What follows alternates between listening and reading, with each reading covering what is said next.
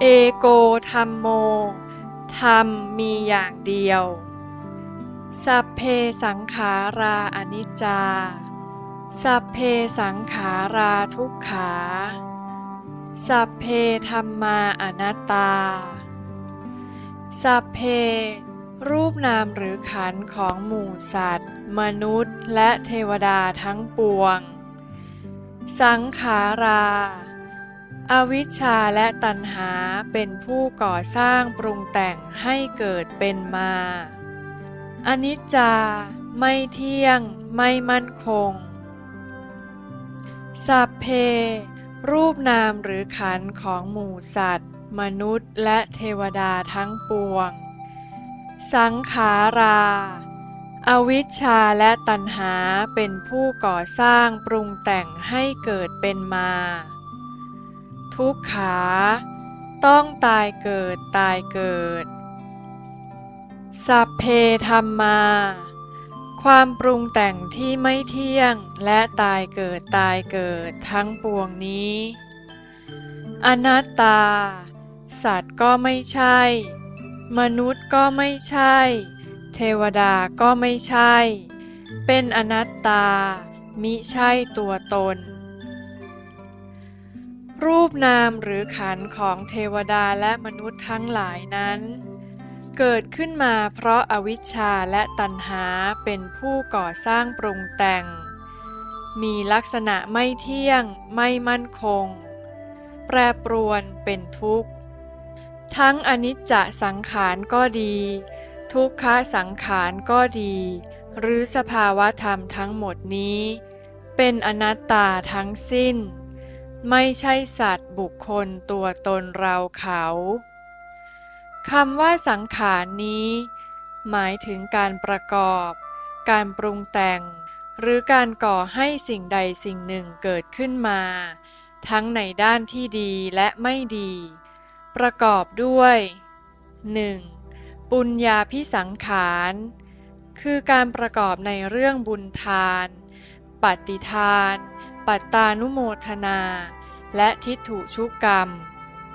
เป็นเหตุทำให้เกิดกามาวจรกุศลจิต8ดวง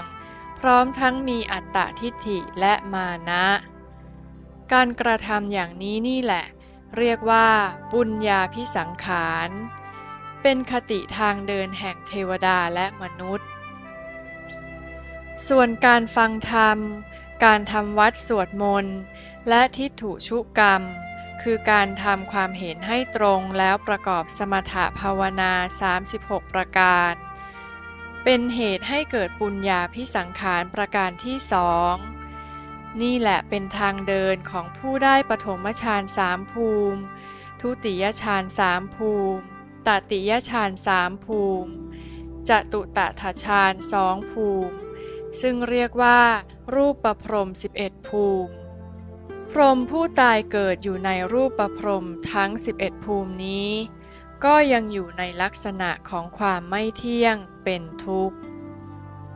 2. อปุญญาภิสังขารคือการประกอบปาณาติบาตและมิจฉาทิฏฐิเป็นต้นแล้วก่อให้เกิดอกุศลวิบาก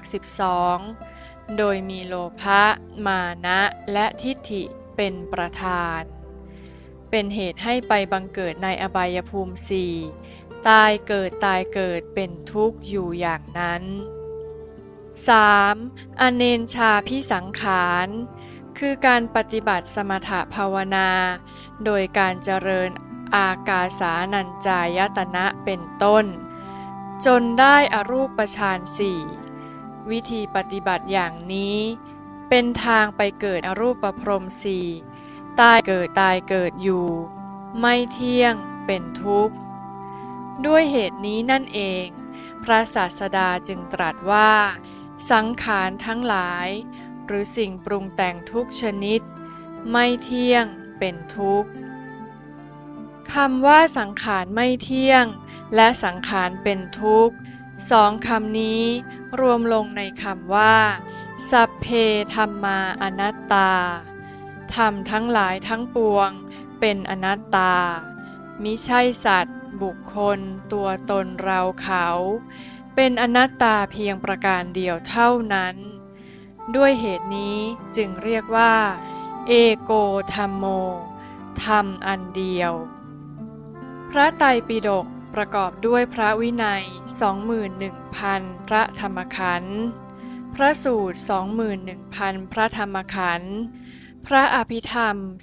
42,000 พระธรรมขันธ์รวมเป็น 84,000 พระธรรมขันธ์ทั้งหมดจึงเป็นสัพเพธัมมาอนัตตาธรรมะทั้งหมดทั้งสิ้นดังกล่าวนี้เป็นอนัตตาประการเดียวเท่านั้นเองใครเห็นว่าไม่ใช่ก็เป็นผู้มีความเห็นผิดเหมือนกับท่านเทวทัตดังนั้นหากประสงค์จะเห็นธรรม 84,000 พระธรรมขันธ์ก็ให้พิจารณาเห็นอนัตตากันเถิดผู้หาคือสัมมาสังกัปปะผู้เห็นคือสัมมาทิฏฐิปัญญาทั้งสองนี้เรียกว่าวิปัสสนาภาวนาสัมมาทิฏฐิเป็นวิปัสสนาสัมมาสังกัปปะ